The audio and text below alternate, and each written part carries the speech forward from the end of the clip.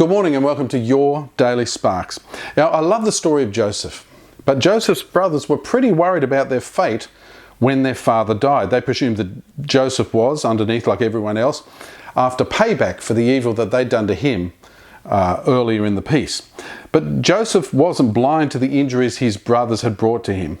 He says this to him, he says, "You meant it for evil." And he reminding them simply. But then he amazingly said this was the clincher from Joseph. This was incredible.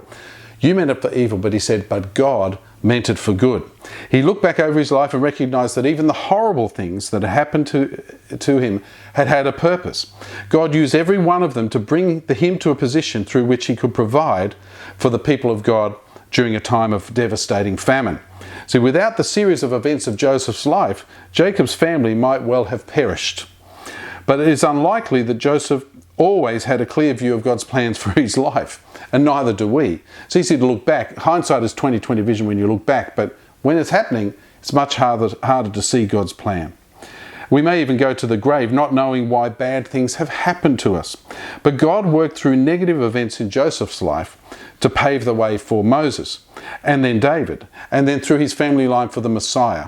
He couldn't see all of that, but he could trust God for that. So God obviously knew what he was doing in Joseph's life. Can you imagine what he might have in mind for your life? The things you've suffered, the bad things that have happened to you. Yes, bad things happen to good people, but God has a purpose in those.